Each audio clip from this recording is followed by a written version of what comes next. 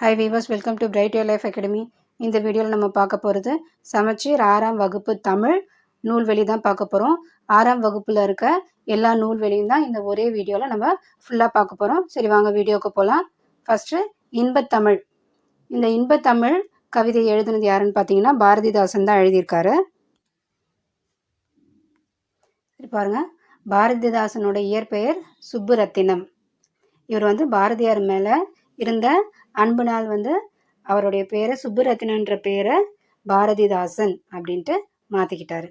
இவருடைய கவிதைகளில் எந்த மாதிரியான கருத்துக்கள் இருக்குன்னு பார்த்தீங்கன்னா பெண் கல்வி, கைம்பெண், மறுமணம், பொது உடைமை, பகுத்தறிவு. ஸோ இதுக்கெல்லாம் இம்பார்ட்டன்ஸ் கொடுத்து அதை பற்றின நிறைய பாடல்கள் அவர் பாடியிருக்கார். இவருக்கு சிறப்பு பெயர் என்னன்னு பார்த்தீங்கன்னா புரட்சி கவி பாவேந்தர் அப்படின்ற சிறப்பு பெயர் இருக்கு. இந்த இன்பத்தமிழ்ன்ற பாடல் எதுலேருந்து எடுத்திருக்காங்கன்னா பாரதிதாசன் கவிதைகள் அப்படின்ற நூல்லேருந்து எடுத்திருக்காங்க. இதோட தலைப்பு பார்த்தீங்கன்னா தமிழ். அந்த தலைப்பு கீழே இந்த இன்பத்தமிழ்ன்ற பாடல் வந்திருக்கு. அடுத்தது பாருங்க, தமிழ் கும்மி. இதை எழுதுனது யாருன்னு பார்த்தீங்கன்னா பிரிஞ்சு திருநார் தான் இதை எழுதியிருக்காரு. சரி, நூல்வெளி பார்க்கலாம். இவருடைய இயற்பெயர் பார்த்தீங்கன்னா மாணிக்கம். இவருக்கு சிறப்பு பெயர் பாவலேறு.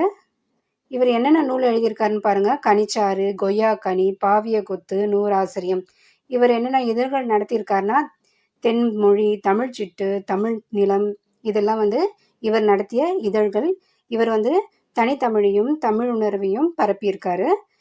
இந்த தமிழ் கும்மின்ற பாடல் பார்த்தீங்கன்னா கனிச்சாறுன்ற நூல்லேருந்து எடுத்திருக்காங்க. இது 8 தொகுதிகளாக வெளிவந்திருக்கு.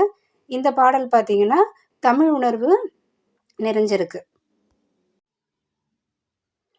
அடுத்தது பாருங்க, தமிழ் கும்மி. இதை எழுதுனது யாருன்னு பார்த்தீங்கன்னா பிரிஞ்சு திருநார் தான் இதை எழுதியிருக்காரு. சரி, நூல்வெளி பார்க்கலாம். இவருடைய இயற்பெயர் பார்த்தீங்கன்னா மாணிக்கம். இவருக்கு சிறப்பு பெயர் பாவலேறு. இவர் என்னென்ன நூல் எழுதியிருக்காருன்னு பாருங்க. கனிச்சாறு, கொய்யா கனி, பாவிய கொத்து, நூறாசிரியம். இவர் என்னென்ன இதழ்கள் நடத்தியிருக்காருன்னா தென்மொழி, தமிழ் சிட்டு, தமிழ் நிலம், இதெல்லாம் இவர் நடத்திய இதழ்கள். இவர் தனித்தமிழையும் தமிழ் உணர்வையும் பரப்பியிருக்காரு. இந்த தமிழ் கும்மின்ற பாடல் பார்த்தீங்கன்னா கனிச்சாறுன்ற நூல்லேருந்து எடுத்திருக்காங்க. இது 8 தொகுதிகளாக வெளிவந்திருக்கு. இந்த பாடல் பார்த்தீங்கன்னா தமிழ் உணர்வு நிறைஞ்சிருக்கு. அடுத்தது சிலப்பதிகாரம். இந்த சிலப்பதிகாரத்தை எழுதினது இளங்கோவடிகள். இதோட நூல்வெளி பார்க்கலாம். சிலப்பதிகாரம் இது ஒரு காப்பியம். இந்த காப்பியத்தை யார் இயற்றியிருக்காங்கன்னா இளங்கோவடிகள் தான் இயற்றியிருக்காரு. இவர் சேர மரபை சார்ந்தவர் அப்படின்ட்டு சிலப்பதிகார பதிகம் சொல்லுது. இவர் பார்த்தீங்கன்னா 2ஆம் நூற்றாண்டை சார்ந்தவர். சிலப்பதிகாரம் பார்த்தீங்கன்னா 50 காப்பியங்களில் ஒன்று. இதுவே தமிழின் முதல் காப்பியம். சிலப்பதிகாரத்துக்கு வேறு என்னென்ன பேர் இருக்குன்னு பார்த்தீங்கன்னா முத்தமிழ் காப்பியம், குடிமக்கள் காப்பியம்ட்டு இதெல்லாம் சிலப்பதிகாரத்துக்கு உண்டான சிறப்பு பெயர்கள். சிலப்பதிகாரமும் மணிமேகலையும் சேர்ந்து இரட்டை காப்பியங்கள்னு சொல்கிறாங்க. இந்த சிலப்பதிகாரத்தில் இப்போ கொடுத்துருக்க பாடல் பார்த்தீங்கன்னா திங்கள், ஞாயிறு, மழை அப்படின்ற வார்த்தையை ஸ்டார்ட் பண்ணி வாழ்த்துவதாக பாடியிருக்காங்க இந்த பாட்டு.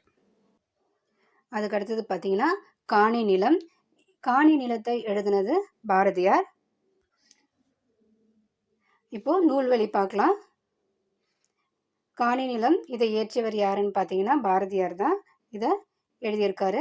இவருடைய இயற்பெயர் பார்த்தீங்கன்னா சுப்பிரமணியன். இவர் 20ஆம் நூற்றாண்டை சார்ந்தவர். இவர் சின்ன வயசுலேயே கவிதை பாடும் திறன் பெற்றிருந்தார். எட்டயபுர மன்னர் இவருக்கு பாரதின்ட்டு ஒரு பட்டம் வழங்கியிருக்காரு. இவருடைய பாடல்கள் எதை பேஸ் பண்ணி இருக்குன்னா மண் உரிமை, பெண் உரிமை, நாட்டுப்பற்று, மொழிப்பற்று, இதை பேஸ் பண்ணி தான் நிறைய பாடல்கள் பாடியிருக்காரு. இவருடைய என்னென்ன நூல் நிறைய எழுதியிருக்காரு. அதில் பாஞ்சாலி சபதம், கண்ணன் பாட்டு, குயில் பாட்டு, இதெல்லாம் பல நூல்களில் இதுவும் ஒன்று. இந்த பாட்டு பார்த்தீங்கன்னா காணி நிலம்ன்ற பாட்டு எதுலேருந்து எடுத்திருக்காங்கன்னா பாரதியார் கவிதைகள்ன்ற தொகுப்புலேருந்து இந்த பாட்டு எடுத்திருக்காங்க. அடுத்தது பார்த்தீங்கன்னா திருக்குறள். திருக்குறளை இயற்றியவர் திருவள்ளுவர். இவர் 2000 ஆண்டுகளுக்கு முன்பு வாழ்ந்தவர். இந்த திருக்குறள் பார்த்தீங்கன்னா எல்லா காலத்துக்கும் பொருந்துகிற மாதிரி தானே அவர் அறிவுரையை கொடுத்துருக்காரு. திருவள்ளுவருக்கு சிறப்பு பெயர்லாம் இருக்குது. அதெல்லாம் என்னென்னு பார்த்தீங்கன்னா வான்புகழ் வள்ளுவர், தெய்வ புலவர், பொய்யில் புலவர், இதெல்லாம் வந்து அவருடைய சிறப்பு பெயரில் ஒரு சில பெயர்கள். திருக்குறளில் பார்த்தீங்கன்னா அறத்துப்பால், பொருட்பால், இன்பத்துப்பால்னு 3 பிரிவு இருக்குது. இந்த திருக்குறள் பார்த்தீங்கன்னா 17 கீழ்கணக்கு நூலில் ஒன்று. திருக்குறளில் 133 அதிகாரங்கள் இருக்குது. அதில் 1330 குறட்பாக்கள் இருக்குது. திருக்குறளில் இல்லாததும் இல்லை, சொல்லாததும் இல்லை அப்படின்ட்டு ஏற்கனவே இதை சொல்லியிருக்காங்க. அதே மாதிரி தான் திருக்குறளில் இருக்கிறது எல்லாமே எல்லாருக்குமே யூஸ்ஃபுல்லாக இருக்குது.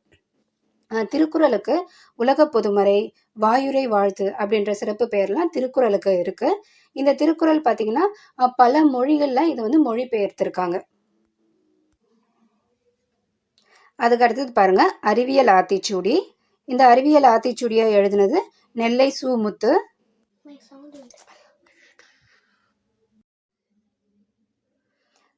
அறிவியல் ஆத்திச்சூடி நூல்வெளி பார்க்கலாம். தம்மை ஒத்த அலைநீளத்தில் சிந்திப்பவர் அப்படின்ட்டு நெல்லை சு. முத்துவை அப்துல் கலாம் பாராட்டியிருக்காரு. இவர் பார்த்தீங்கன்னா ஒரு அறிவியல் அறிஞர், அப்புறம் ஒரு கவிஞர். இவர் விக்ரம் சாராபாய் விண்வெளி மையத்துலேயும், சதீஷ் தவான் விண்வெளி மையம், இந்திய விண்வெளி மையம், அந்த நிறுவனத்துலலாம் வந்து வேலை செஞ்சுருக்காரு. இவர் அறிவியல் கவிதைகள், கட்டுரைகள், அந்த மாதிரி நிறைய வந்து படைச்சிருக்காரு. 80க்கும் மேற்பட்ட நூல்களை இவர் எழுதியிருக்காரு. இப்போ டேர்ம் 2 பார்க்கலாம். டேர்ம் 2ல் பார்த்தீங்கன்னா ஃபஸ்ட்டு மூதுரை. இதை எழுதுனது யாருன்னு பார்த்தீங்கன்னா ஔவையார்.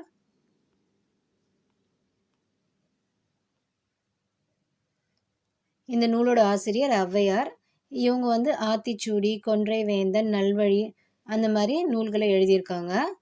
மூதுரைக்கு என்ன மீனிங்னு பார்த்தீங்கன்னா மூத்தோர் கூறும் அறிவுரை தான் இதோட பொருள். சிறந்த அறிவுரைகளை சொல்கிறதுனால இந்த நூலுக்கு மூதுரையும் பேர் வந்துச்சு. இந்த நூலில் 31 பாட்டு இருக்குது. அதுக்கு அடுத்தது துன்பம் வெல்லும் கல்வி. இதோட ஆசிரியர் யாருன்னு பார்த்தீங்கன்னா பட்டுக்கோட்டை கல்யாண சுந்தரம். இப்போது இதோட நூல்வெளி பார்க்கலாம். இவர் வந்து எளிய தமிழ் சமூக சீர்திருத்த கருத்துக்களை வச்சு பாடியிருக்காரு. நிறைய சினிமா பாட்டெலாம் பாடியிருக்காரு. அந்த சினிமா பாட்டில் உழைப்பாளிகளின் உயர்வை பற்றி தான் நிறைய பாட்டு பாடியிருக்காரு. இவருக்கு மக்கள் கவிஞர்னு சிறப்பு பெயரும் இருக்குது. அதுக்கு அடுத்தது ஆசார கோவை. இந்த நூலோட ஆசிரியர் யாருன்னு பார்த்தீங்கன்னா பெருவாயின் முள்ளியார். இவர் பிறந்த ஊர் வந்து கயத்தூர். ஆசார கோவைக்கு என்ன பொருள்னு பார்த்தீங்கன்னா நல்ல ஒழுக்கங்களின் தொகுப்பு தான் இதோட பொருள். இது வந்து 17 கீழ்கணக்கு நூல் வகையை சார்ந்த நூல். இதில் 100 வெண்பாக்கள் இருக்கு. அடுத்தது கண்மணியே கண்ணுரங்கு. இதுக்கு குறிப்பிட்ட ஆசிரியர்னு யாரும் இல்லை, ஏன்னா இது ஒரு தாலாட்டு பாடல். இது தாலாட்டு பாடல்ன்றது வாய்மொழி இலக்கியம், அதாவது காலங்காலமாக வாய்மொழியாக பாடிக்கிட்டே வர்றதுனால இது வந்து எல்லாருமே அப்படியே பாடுறாங்க. ஸோ இதுக்குன்னு ஆசிரியர் ஒருத்தர்னு குறிப்பிட்டு சொல்ல முடியாது. தாள் அப்படின்னா நாக்குன்னு பொருள். ஸோ தாலாட்டுன்றது தாள் ப்ளஸ் ஆட்டு, அதாவது நாக்கை ஆட்டி ஆட்டி பாடுறது, நாவை அசைத்து பாடுவதால் தாலாட்டுன்னு இதுக்கு பேர் வந்திருக்கு. இந்த பாடல் பார்த்திங்கன்னா எதுக்காக பாடுறாங்கன்னா குழந்தைகளோட அழுகிய நிறுத்தத்துக்கும் அவங்கள தூங்க வைக்கிறதுக்கும் பாடுற பாட்டு தான் தாலாட்டு பாட்டு. அதுக்கு அடுத்தது நானிலம் படைத்தவன். இதோட ஆசிரியர் யாருன்னு பார்த்தீங்கன்னா முடியரசன். இவருடைய இயற்பெயர் என்னன்னா துரைராசு. இவர் வந்து பூங்கொடி, வீரகாவியம், காவிய பாவை, அந்த மாதிரி பல நூல்களை எழுதியிருக்காங்க. இவருக்கு சிறப்பு பெயர் என்னன்னு பார்த்தீங்கன்னா திராவிட நாட்டின் வானம்பாடி. இதெல்லாம் தெரிஞ்சு வச்சுக்கோங்க, ரொம்ப இம்பார்ட்டன்ட். இந்த பாட்டு வந்து நானிலம் படைத்தவன்ற பாட்டு புதியதொரு விதி செய்வோம் அப்படின்ற நூல்ல இருந்து எடுத்திருக்காங்க இந்த பாட்டை. அதுக்கு அடுத்தது கடலோடு விளையாடு. இதோட நூல்வெளி பார்க்கலாம். உழைக்கும் மக்கள் தாங்க வேலை செய்கிற அந்த களைப்பை மறக்கிறதுக்காக உற்சாகமாக பாடும் பாடல் தான் வந்து நாட்டுப்புற பாடல்னு சொல்கிறாங்க. அதாவது வேலை செஞ்சு பாட்டு பாடிக்கிட்டே வேலை செஞ்சால் அவங்களுடைய களைப்பு தெரியாதுன்றதுனால அவங்க நல்லாவும் வேலை செய்வாங்கன்றதுனால உருவாக்கப்பட்ட பாடல் தான் நாட்டுப்புற பாடல். இது பார்த்தீங்கன்னா காதால கேட்டு வாய்மொழியாவே பாடிட்டு வர்றது தான் நாட்டுப்புற பாடல்னு சொல்றோம். இதுக்கு இன்னொரு பேரு வாய்மொழி இலக்கியம். ஏற்றப்பாட்டு, ஓடப்பாட்டு அந்த மாதிரி பாடல்கள்லாம் தொழில் பாடல்கள்னு சொல்றாங்க. அப்புறம் விளையாட்டு பாடல்கள், தாலாட்டு பாடல்கள் இது எல்லாமே வந்து நாட்டுப்புற பாடல் தான் சொல்றாங்க. இந்த பாடல் பார்த்தீங்கன்னா சு. சக்திவேல் தொகுத்து நாட்டுப்புற இயல் ஆய்வு என்னும் நூல்ல இருந்து எடுத்திருக்காங்க. அதுக்கு அடுத்தது பார்க்கலாம். இப்போ டேர்ம் 3 பார்க்குறோம்.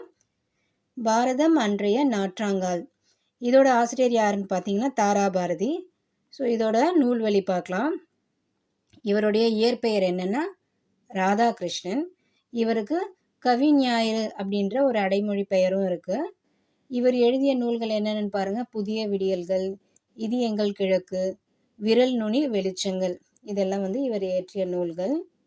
இந்த பாடத்துல இருக்க இந்த பாடல் வந்து தாராபாரதியின் கவிதைகள் என்னும் தொகுப்புல இருந்து எடுத்திருக்காங்க. அதுக்கு அடுத்தது பராபர கன்னி. இதோட ஆசிரியர் தாயுமானவர். இதோட நூல்வழி பார்க்கலாம். இந்த பாடலை எழுதினது வந்து தாயுமானவர்.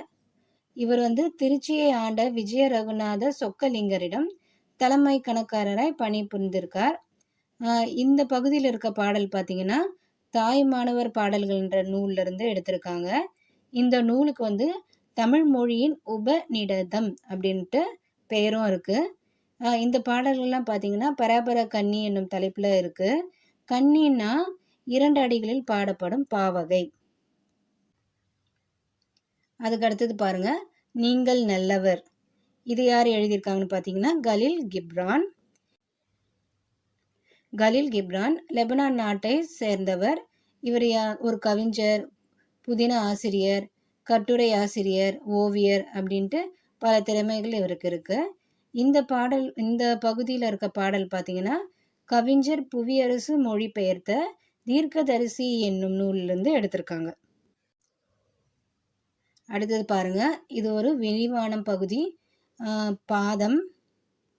ஸோ இதோட நூல்வழி பார்க்கலாம். இந்த கதையை வந்து எஸ். ராமகிருஷ்ணன் எழுதியிருக்காரு. இவர் தற்கால தமிழ் எழுத்தாளர்களும் ரொம்பவும் குறிப்பிடத்தக்கவர்.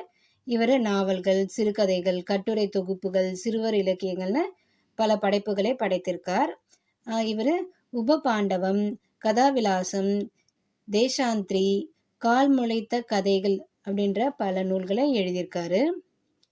இக்கதை பார்த்தீங்கன்னா தாவரங்களின் உரையாடல் என்னும் சிறுகதை தொகுப்புல இருந்து எடுத்திருக்காங்க இந்த கதையை. அதுக்கு அடுத்தது ஆசிய ஜோதி. இது யார் எழுதியிருக்காங்கன்னு பார்த்தீங்கன்னா தேசிக விநாயகனார். இவர் வந்து 20ஆம் நூற்றாண்டில் வாழ்ந்த ஒரு கவிஞர். இவர் 36 வருஷம் வந்து பள்ளி ஆசிரியராக பணிபுரிந்திருக்கார். கவிமணி என்னும் பட்டம் இவருக்கு இருக்கு. இதெல்லாம் தெரிஞ்சு வச்சுக்கோங்க. ஆசிய ஜோதி ஆங்கில மொழியில் எட்வின் அர்னால்ட் என்பவர் எழுதிய லைட் ஆஃப் ஆசியா அதாவது லைட் ஆஃப் ஏசியா என்னும் நூலை தழுவி எழுதப்பட்டது தான் இந்த ஆசிய ஜோதி. இந்த நூல் வந்து புத்தருடைய வரலாற்றை பற்றி எடுத்து சொல்றாங்க.